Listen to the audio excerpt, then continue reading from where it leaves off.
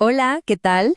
Hoy vamos a desglosar el decreto 1166, una norma que es clave para nuestro día a día.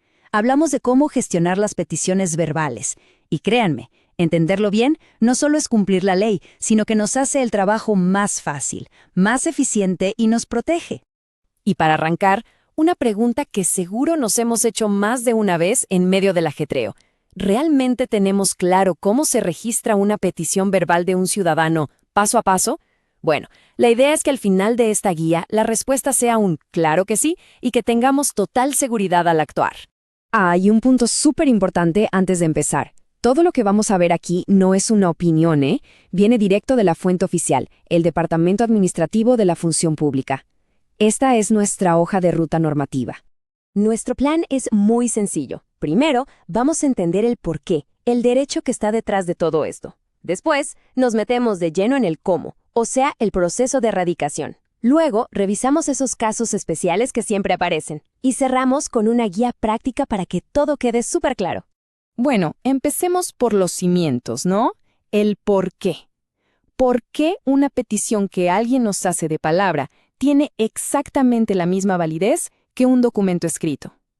La respuesta es sencilla y está en nuestra Constitución. Y aquí lo tenemos. El artículo 23 no se anda con rodeos. Dice peticiones, no dice peticiones escritas. La Corte Constitucional ha sido muy clara. El Estado debe garantizar ambas formas por igual. No hay ciudadanos de primera por escribir y de segunda por hablar. Entonces, si tuviéramos que resumir el espíritu de esta norma en una sola idea, sería esta. Estamos para facilitar, no para poner trabas. Nuestro papel es ser un puente, eliminar barreras y asegurar que cualquier persona pueda acceder a los servicios del Estado. Ok, suficiente teoría. Ahora sí vamos a la práctica, al cómo. ¿Qué hacemos paso a paso cuando un ciudadano se nos presenta, nos llama o nos contacta por cualquier medio para hacer una petición verbal? Primero lo primero, ¿qué es exactamente erradicar? Ojo, que no es solo apuntar algo en un papel. Es el acto oficial de dejar constancia. Y tiene que ser inmediato, en ese mismo momento. Así garantizamos que la solicitud entre al sistema y empiece a moverse dentro de la entidad. Y aquí, mucha atención. Esta es nuestra lista de chequeo obligatoria.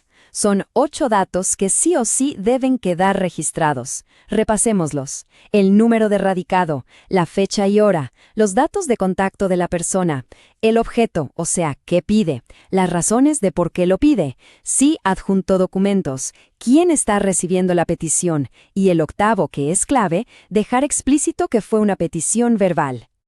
Y ojo con esto, porque es una de las barreras más grandes que este decreto quiere tumbar.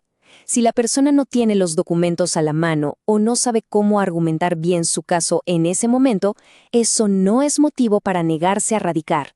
La regla es clarísima. Se radica con lo que haya y se le orienta para que complete la información después. Perfecto, ya tenemos claro el proceso normal, pero la vida real siempre nos trae sorpresas, ¿verdad? Así que veamos qué hacer con esos casos especiales. El famoso ¿y qué pasa si? Este seguro que nos ha pasado a todos. Llega alguien con un tema que no es nuestro. Paso 1, lo lógico. Le informamos con amabilidad y lo orientamos hacia la entidad correcta. Pero, y aquí viene lo importante del paso 2. Si la persona insiste, la norma dice que se debe radicar. No es opcional. Y por supuesto, paso 3. Dejamos una nota en el registro explicando la orientación que se dio. A ver, otro caso interesante. ¿Qué pasa si alguien nos habla en una lengua nativa o un dialecto oficial y no tenemos un intérprete disponible? ¿Se le dice que no se puede? Para nada. El decreto es súper claro. Primero, se deja constancia de que no hay intérprete. Segundo, se graba la petición, ya sea en audio o video. Y tercero, después se gestiona la traducción para poder tramitarla como se debe. Y esto es fundamental. El decreto tiene un fuerte componente de inclusión. Nos exige pensar en todos. Esto significa, por ejemplo, darle atención prioritaria a personas en situación de vulnerabilidad o con alguna discapacidad, e incluso tener personal que pueda sentarse con ellos y ayudarles a formular bien su petición. Muy bien, ya vimos la teoría, los protocolos, los casos especiales. ¿Qué tal si ahora ponemos a prueba todo esto? Vamos a la última parte con un caso práctico para asegurarnos de que no quede ninguna duda. Imaginen la escena. Suena el teléfono. Es un ciudadano pidiendo información sobre algo que sabemos de sobra que no es de nuestra competencia. Se lo explicamos, le damos el dato de a dónde llamar, pero la persona insiste. No, por favor, quiero que quede constancia de mi llamada aquí. A ver, pensemos un momento. Con lo que acabamos de revisar, ¿cuál es la jugada correcta? Opción A, negarse porque no somos competentes. B, radicar y anotar que se le orientó. C, simplemente transferir la llamada sin radicar. O D, pedirle que mejor lo mande por escrito. Y la respuesta correcta es la B, sin dudarlo. ¿Por qué? Porque el artículo 2.2.3.12.7 del decreto es tajante. Y fíjense en la palabra que usa, deberá. No dice podrá, ni sería bueno. Dice deberá. Si el ciudadano insiste, es nuestra obligación radicar y registrar la orientación que le dimos. Y para que todo este proceso sea todavía más fácil de recordar en el día a día, aquí tenemos un pequeño mapa, un diagrama de flujo. Es el paso a paso visual, súper sencillo, desde que recibimos la petición hasta que queda radicada, incluyendo esos puntos clave donde hay que tomar una decisión. Y para cerrar, volvamos a la idea más importante. Esta frase de la Corte Constitucional lo resume todo. No existen peticiones de primera y de segunda clase.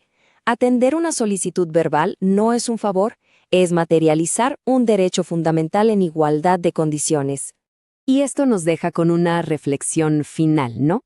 Más allá de cumplir con un procedimiento, ¿estamos viendo cada petición verbal como una oportunidad para construir confianza? Porque cada vez que atendemos bien, que orientamos con paciencia y que cumplimos la norma, estamos fortaleciendo la relación entre la ciudadanía y el Estado. Muchas gracias por la atención.